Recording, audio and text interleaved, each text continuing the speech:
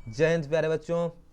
आज हम लेके आए हैं क्लास 11वीं की ज्योग्राफी के कुछ महत्वपूर्ण सवाल जो बहुत ही ज़्यादा महत्वपूर्ण है। तो जल्दी से जल्दी आप लोग इसमें जुड़ जाइए और साथ ही साथ अपने सारे दोस्तों को भी शेयर कर दीजिए। अगर आप इस चैनल में नए आए हैं तो इसे सब्सक्राइब जरूर कर लें। क्वेश्चन इसी से पूछा जाएगा। चलिए वीडियो शुरू करते हैं। एक नंबर क्वेश्चन है, बिग बैंग सिद्धांत का प्रतिपादन किसने किया था? तो बिग बैंग सिद्धांत किसने किया था? एडविन हवल। घ नंबर ऑप्शन, ठीक है। 2 नंबर क्वेश्चन है, बिग बैंग सिद्धांत के अनुसार ब्रह्मांड की उत्पत्ति आज से लगभग कितने वर्ष पूर्व हुआ था? तो ब्रह्मांड की उत्पत्ति आज से कितने वर्ष पूर्व हुआ था बिग बैंग सिद्धांत के अनुसार? तो 13.7 अरब वर्ष 13.7 अरब वर्ष पूर्व हुआ था, ठीक है। नेक्स्ट, पृथ्वी से सूर्य की औसत दूरी कितनी है? तो पृथ्वी से सूरज की जो औसत दूरी है वह है 14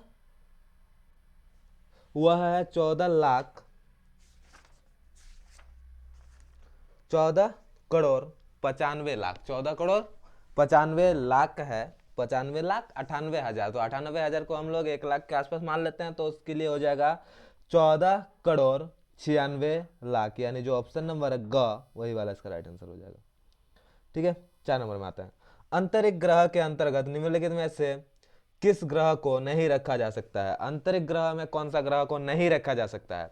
तो अंतरिक्ष ग्रह में हम लोग 4 ग्रह को रखते हैं, मंगल, बुध, पृथ्वी और शुक्र। मंगल, बुध, पृथ्वी और शुक्र। तो इसमें क्या आ जाता है? शनि। शनि जो है वह आंतरिक ग्रह नहीं है, वह एक बाह्य ग्रह है। 5 नंबर, निम्नलिखित में से किस युग को डायनासोर का युग कहा जाता है? तो डायनासोर का युग किसे कहा जाता है? जुरासिक जुरासिक युग जो है उसे डायनासोर का युग कहा जाता है, ठीक है। चलिए 6 नंबर में आते हैं, पृथ्वी पर जीवन का प्रारंभ आज से लगभग कितने वर्ष पहले हुआ था? तो पृथ्वी पर जीवन का प्रारंभ आज से 4 अरब 60 करोड़ वर्ष पहले हुआ था, ठीक है। चलिए 7 नंबर आते हैं, निम्नलिखित में से कौन सा गैस सौर्य विकिरण के लिए पारदर्शी है जबकि पार्थिव विकिरण के लिए अपारदर्शी है? कौन सा गैस है जो सौर्य विकिरण जो है उसके लिए पारदर्शी और पार्थिव ग्रहों के लिए अपारदर्शी है? तो वह गैस है हमारा कार्बन डाइऑक्साइड। वह कौन सा गैस है? Carbon dioxide. चलिए 8 नंबर, मानव के लिए वायुमंडल का सबसे महत्वपूर्ण घटक निम्नलिखित में से कौन है? तो वायुमंडल का सबसे महत्वपूर्ण घटक मानव के लिए, तो मानव के लिए ऑक्सीजन जरूरी है, तो यह है ऑक्सीजन। 9 नंबर, निम्नलिखित में से कौन वायु की उस दिशा को दर्शाता है जिसमें वायु में नमी उसकी पूरी क्षमता के अनुरूप हो? तो वायु में नमी अगर पूरी क्षमता में हो तो उसे सापेक्षिक आर्द्रता कहते हैं। क्या कहते हैं? सापेक्ष आर्द्रता। चलिए, पृथ्वी की लगभग 50% वनस्पति प्रजाति किस प्रकार के वन में पाया जाता है? तो 50% से भी ज्यादा प्रजाति उष्ण कटिबंधीय वर्षा वन में पाया जाता है, ठीक है। नेक्स्ट 11 संकटापन्न पौधे और जंतुओं की प्रजाति तथा उसके संरक्षण के लिए रेड डाटा सूची किसके द्वारा जारी किया जाता है? तो रेड डाटा सूची जो है वह IUCN के द्वारा जारी किया हुआ जाता है। तो INCU इसमें ऑप्शन तो देखने को नहीं मिल रहा, तो इसका आंसर होगा ये वाला, ठीक है। ऑप्शन में गलत है। इस तरह का क्वेश्चन एग्जाम में देखने को नहीं मिल जाएगा, लेकिन चलिए 12 नंबर, जैव विविधता का संरक्षण निम्नलिखित में से किसके लिए सुविधा सर्वाधिक महत्वपूर्ण है? तो जैव विविधता का संरक्षण किसके लिए महत्वपूर्ण है? जंतु और पौधा दोनों के लिए, क और ख दोनों के लिए। चलिए 13 नंबर में आते हैं, 1992 ईस्वी में पृथ्वी सम्मेलन का आयोजन किस देश में हुआ था? तो 1992 में जो पृथ्वी सम्मेलन हुआ था वह हुआ था ब्राजील में। कहाँ हुआ था? ब्राजील। भूगोल धरातल के विभिन्न भागों में कार्यात्मक रूप से संबंधित तत्वों में विभिन्नता का अध्ययन करना है, यह कथन किनका है? तो यह कथन किनका है कि पृथ्वी के कार्यात्मक का अध्ययन करना है? तो कार्यात्मक अगर रूप का अध्ययन करना है, कारणात्मक, तो यह अल्फ्रेड हेटनर ने कहा था। किसने कहा था? अल्फ्रेड हेटनर। अल्फ्रेड हेटनर, जो कि ख नंबर में है। निम्नलिखित में से किसे भौतिक लक्षण कहा जा सकता है? भौतिक लक्षण, तो भौतिक लक्षण किसे कहा जा सकता है? बंदरगाह, मैदान, सड़क, जलोद्यान। तो भौतिक लक्षण मैदान को कहा जा सकता है। ख नंबर।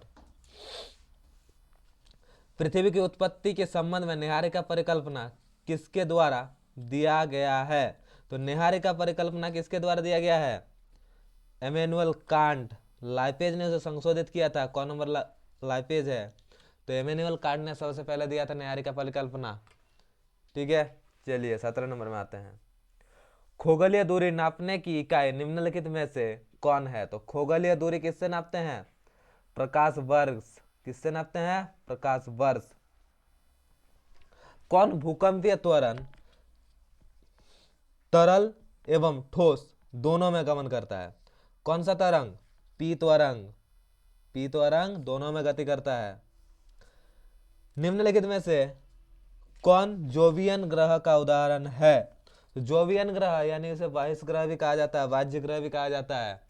तो वह है बृहस्पति, शनि, यूरेनियस और नेपच्यून। ये सबको कहा जाता है जोवियन ग्रह। तो इसमें क्या है? बृहस्पति। बृहस्पति एक जोवियन ग्रह है। निम्नलिखित में से कौन पार्थिव ग्रह का उदाहरण है? पार्थिव ग्रह यानी पृथ्वी, जो आंतरिक ग्रह है। तो पृथ्वी के साथ कौन रहता है? शुक्र ग्रह। इसमें मंगल, बुध, पृथ्वी और शुक्र आता है। चलिए, पृथ्वी की उत्पत्ति आज से लगभग कितने वर्ष पूर्व हुआ? तो पृथ्वी की उत्पत्ति आज से 13.7 अरब वर्ष पहले हुआ था। कब हुआ था? नहीं, पृथ्वी की उत्पत्ति नहीं, तो बिग बैंग सिद्धांत था। तो पृथ्वी की उत्पत्ति है 4.6 अरब वर्ष। 4.6 अरब वर्ष। दूसरा गलत, ऑप्शन नंबर 2। चलिए,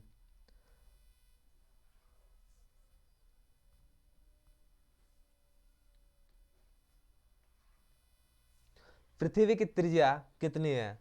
तो पृथ्वी की त्रिज्या जो है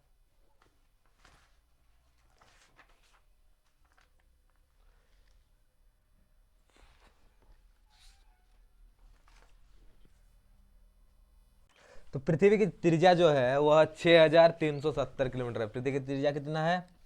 6370 किलोमीटर। ऑप्शन नंबर क। चलिए, नेक्स्ट में आते हैं।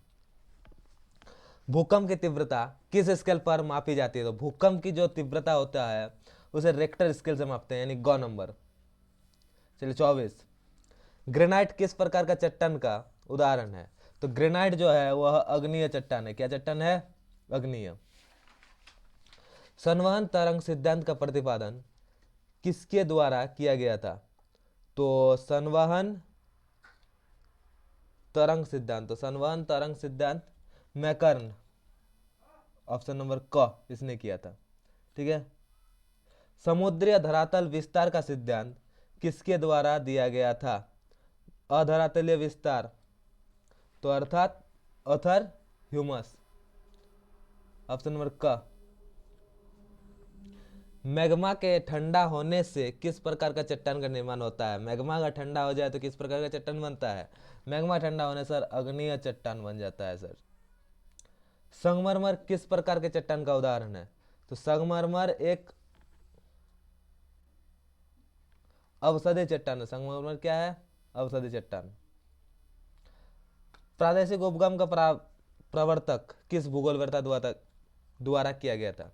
तो प्रादेशिक उपगम कार्ल रिटर्ड। प्रादेशिक उपगम कौन? कार्ल रिटर्ड। क्रमबद्ध भूगोल किसके द्वारा प्रवर्तित किया गया था? तो क्रमबद्ध भूगोल अलेक्जेंडर वैन हेम्बल्ट, यानी क। भूगोल के किस उपागम विधि को प्रक्रम विधि भी कहा जाता है? तो क्रमबद्ध अध्ययन को क्या कहा जाता है? प्रक्रम विधि। समुद्र मार्ग से पृथ्वी की परिक्रमा करने वाले प्रथम नाविक कौन थे? तो प्रथम नाविक मैगलन पूरे पृथ्वी की किए थे। पृथ्वी की आंतरिक संरचना के मध्यवर्ती परत किस नाम से जाना जाता है? पृथ्वी के अंतरिक्ष संरचना के मध्यवर्ती परत क्रोड कहते हैं। क्या कहते हैं? क्रोड। भू संचालन किस से उत्पन्न होता है? तो भू संचालन यानी भूमि का जो चलना होता है वो किसके द्वारा होता है? तो पृथ्वी के आंतरिक शक्ति। किसके कारण? पृथ्वी के आंतरिक शक्ति। चलिए 35, ज्वालामुखी और भूकंप किस प्रकार की क्रियाएं हैं? तो ज्वालामुखी और भूकंप एक आकस्मिक क्रिया है, इसका कोई समय फिक्स नहीं है कि कब आएगा, इसलिए आकस्मिक क्रिया है। वायुमंडल में सर्वाधिक मात्रा में कौन सा गैस पाया जाता है? तो वायुमंडल में सबसे ज्यादा नाइट्रोजन पाया जाता है 78%, 78%। सभी प्रकार की मौसमी घटनाएं वायुमंडल की किस परत में घटित होती है? तो क्षोभ मंडल में। कहां पर? क्षोभ मंडल। चलिए नेक्स्ट 38, निम्नलिखित में से कौन वर्षण के अंतर्गत शामिल नहीं किया जाता है? तो वर्षण यानी वर्षा जो होता है, तो उसमें जो तरोपात है इसे वर्षा के अंतर्गत नहीं शामिल किया जाता है। विश्व पर्यावरण दिवस कब मनाया जाता है? तो विश्व पर्यावरण दिवस 5 जून को मनाया जाता है। विश्व पर्यावरण दिवस 5 जून। निम्नलिखित में से कौन जैव मंडल को प्रदूषित कर सकता है? तो जैव मंडल को प्रदूषित कौन कर सकता है? पेड़ पौधा कर सकता है। क्या? कृषि विकास, औद्योगिक विकास, जलवायु परिवर्तन। तो ये जो औद्योगिक विकास है इससे वायुमंडल परिवर्तन प्रदूषित होता है, यानी ऑप्शन नंबर ग राइट आंसर। चलिए इसी तरीके से नेक्स्ट वीडियो के लिए मेरे चैनल को सब्सक्राइब करके रखिए। अगले वीडियो में मिलते हैं।